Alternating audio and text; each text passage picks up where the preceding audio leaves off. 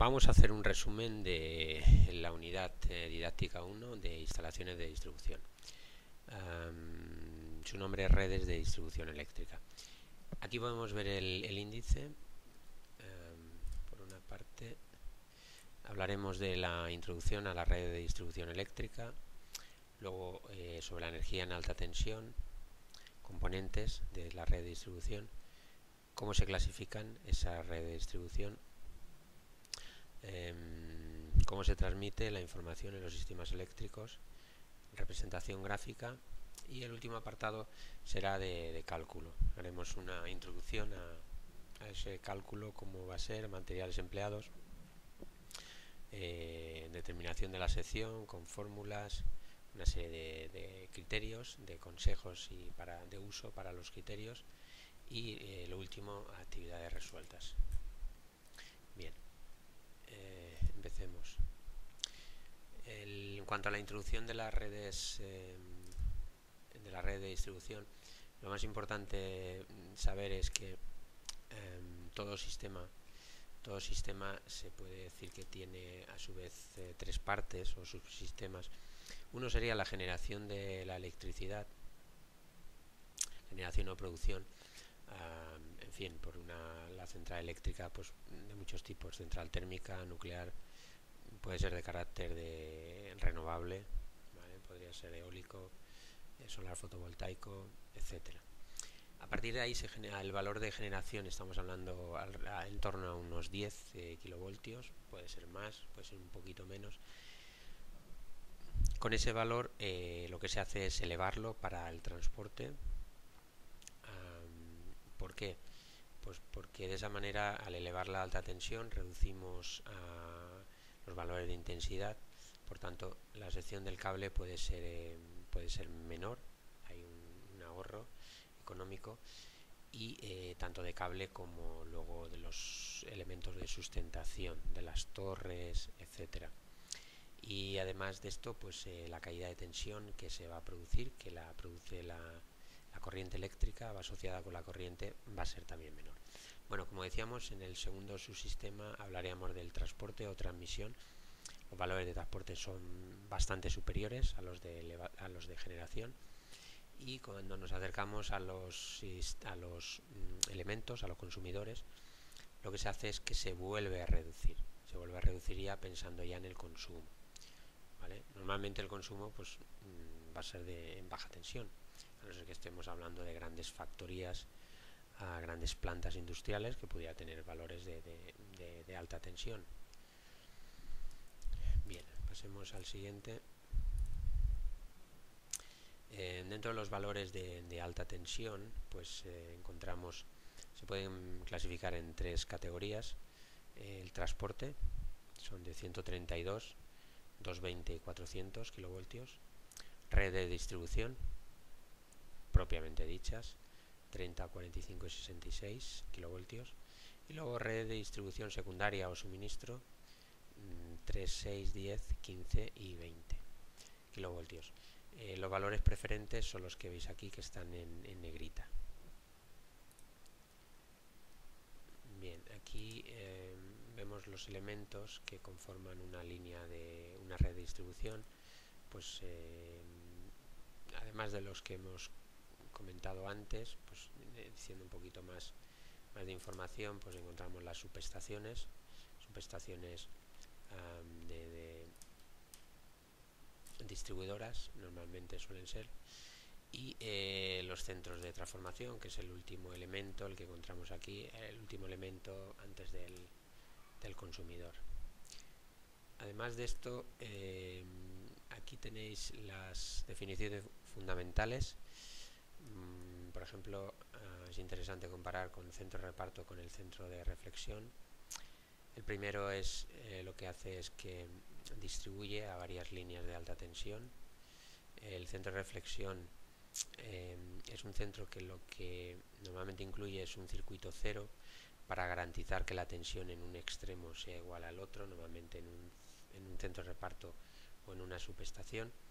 Con estos circuitos sin carga, pues la caída de tensión es mínima, y como no hay una demanda de potencia de energía, pues se puede garantizar esos valores energéticos.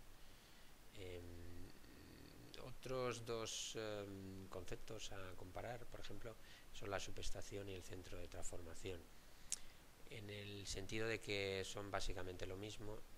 La gran diferencia es que mientras que la entrada de la subestación, entrada y salida, es en alta tensión, en el centro de transformación la entrada es en alta tensión, pero la salida es en baja tensión.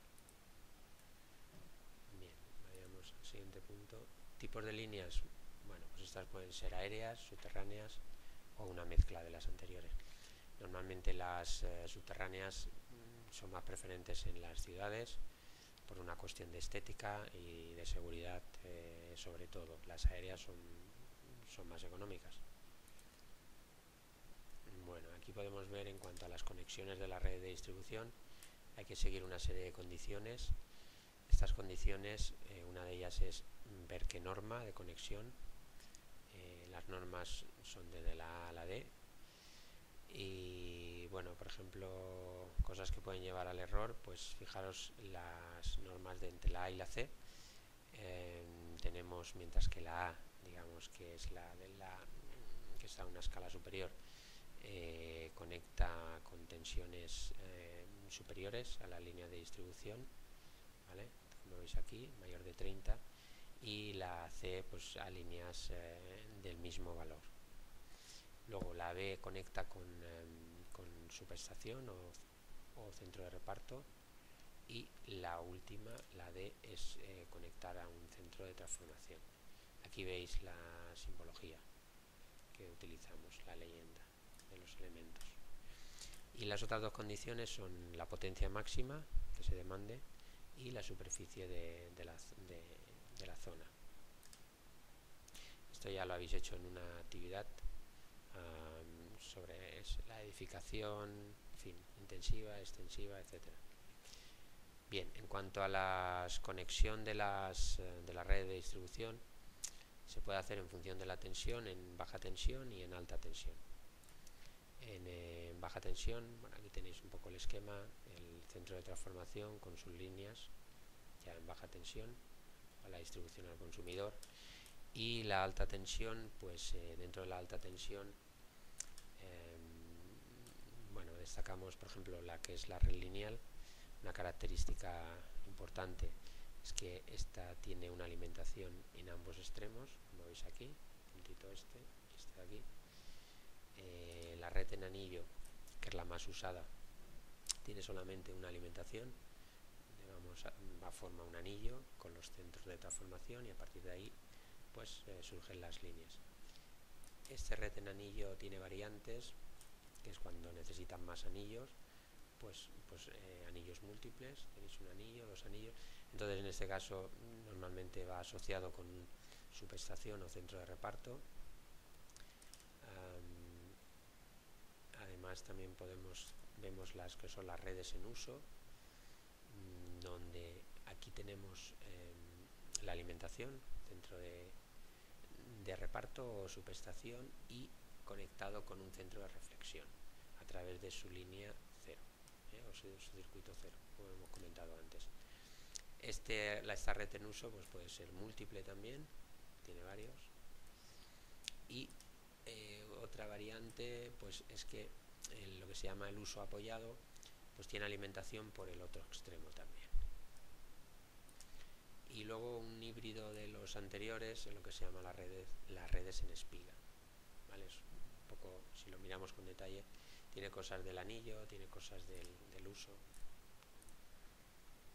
Vale, en cuanto a la transmisión de la información de los sistemas eléctricos, pues se hace de cuatro formas: hilo telefónico, microondas, onda portadora y fibra óptica. Este último es el que más se utiliza, el que más se está consolidando.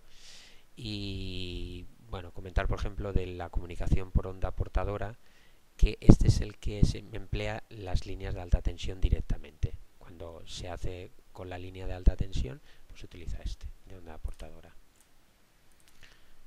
Bien, aquí tenemos en este esquema esta representación gráfica por colores. Pues podéis diferenciar por ejemplo el azul, lo que es una estación transformadora primaria. Esto correspondería con la central de generación.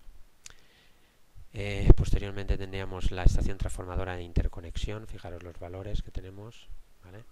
Valores altos de transporte, 220, pasamos a 132. Luego la estación transformadora de distribución, unos valores inferiores. Y tenemos aquí el centro de reparto. En este caso estamos distribuyendo a líneas iguales. Y en lo último que tenemos ya son los centros de transformación, cuya salida va a ser en baja tensión. ¿Vale? Bueno, aquí tenemos estos valores, estarían por actualizar, son 400 en trifásica, como sabéis, y 230 en monofásica. Bien, vamos al último apartado del tema, que es el del cálculo. Bueno, pues dentro del cálculo diríamos que las líneas se clasifican aéreas o subterráneas. Las aéreas, los conductores pueden ser desnudos o pueden ser aislados. Sin embargo, en subterráneas, pues los conductores solo pueden ser aislados, ¿vale? Desnudos no, digamos por los líquidos que podemos encontrar, agua u otros que son conductores de la electricidad y serían peligrosos. Y luego, según la tensión de servicio, las líneas o son de baja tensión hasta 1000 voltios, o los que son de alta tensión, hablamos de hasta 30 kilovoltios, tercera categoría, 30 a 66 segunda, y a partir de 66 son primera categoría. Bueno, aquí vemos los elementos, los conductores que más se emplean, el cobre y el aluminio. Bien, y aquí hablaríamos ya de lo que son, vamos a hacer un zoom, que se ve un poquito más grande, ahí, vale, cálculo por calentamiento. Pues aquí vamos a utilizar para los problemas básicamente dos criterios, el de calentamiento y caída de tensión. Bueno, esto es un poco deducción de fórmulas que luego vamos a ver en el formulario, las conocéis ya de años anteriores. Y el cálculo por cortocircuito, que no lo vamos a utilizar porque este se usa más para lo que son líneas de alta tensión. Y en cuanto a curiosidades, pues fenómenos, ¿no?, para cálculo de secciones, pues bueno, dentro de la alta tensión, repito, pues se da lo que se llama el efecto pelicular, que es digamos, los electrones se mueven más por el exterior de los cables, y luego pues unos fenómenos capacitivos que se dan mucho, sobre todo en líneas de líneas grandes, ¿no?, y sobre todo subterráneos donde los cables están muy juntos. Bien, en cuanto a las fórmulas de cálculo, pues bueno, comentaros que lo que tengo que ver es el tipo de línea, ¿no?, si es corriente continua o si es corriente alterna, monofásica o trifásica. Normalmente vamos a hablar de corriente alterna. Bueno, y luego también habría que ver si está conectado pues de uno o dos extremos, y los criterios que vamos a aplicar van a ser caída de tensión y calentamiento. Luego os pongo unas consideraciones para que lo tengáis en cuenta. Pero quiero llamaros la atención en cuanto a las fórmulas.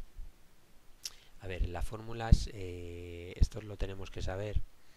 La sección, que lo vamos a calcular en la sección del cable, es 100 por n, que es el número de conductores, va a ser siempre 2, por el sumatorio de intensidad por longitud si estamos en corriente continua.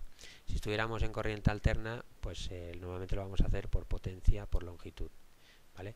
Entonces la fórmula que viene de la fórmula que conocéis, potencia activa P es igual a V por I en continua, o P es igual a V por I por coseno de phi, pues entonces o lo ponemos en función de la intensidad o en función de la potencia. Si lo ponemos en función de la potencia, pues nos aparece un V, otro V aquí, V al cuadrado, y ahí iba una V sola, ¿vale?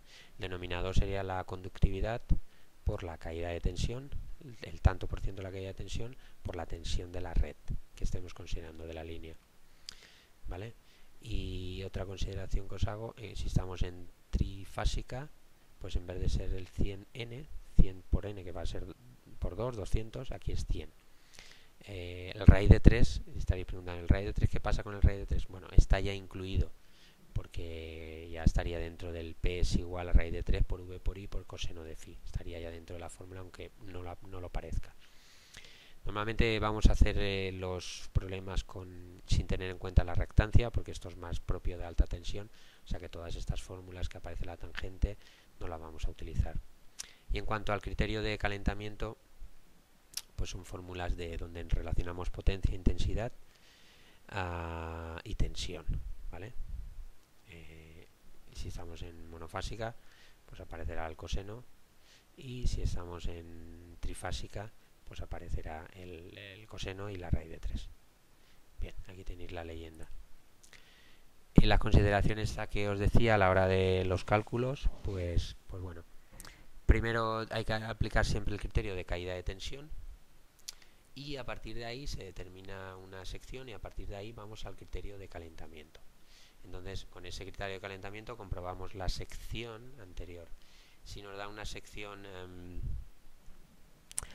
igual a la anterior, pues entonces ya habríamos acabado. Si nos diera una sección superior, pues siempre elegiríamos la sección superior, ¿de acuerdo? El caso más desfavorable. Esto cuando está alimentado por un extremo. Si está alimentado por dos extremos, hay que hacer algo antes, algo previo. Calcular la potencia a los extremos, sacar el punto de mínima tensión, y nuestro circuito es como si lo dividiéramos en dos. Solamente es una división superficial. Y a partir de ahí podríamos aplicar todas las fórmulas anteriores, ¿vale? Lo que tenéis aquí es si tuviéramos en cuenta la reactancia, pero en este curso no tenéis un ejemplo de cálculo, pero en fin, para que lo sepáis, pero que no es lo más habitual, ¿vale? Y bueno, y aquí ya habéis hecho una actividad sobre cálculo, entonces bueno, aquí os pongo yo también un poco las recomendaciones que tenéis que seguir, que habéis seguido ya, vamos, ¿vale? En cuanto al criterio de calentamiento, de caída de tensión, determinación de la potencia a los extremos, punto de mínima tensión, etcétera, etcétera. Vale, y con esto llegamos a lo que son actividades resueltas, donde se pone en práctica pues todo lo que hemos comentado, y llegaríamos al final del tema.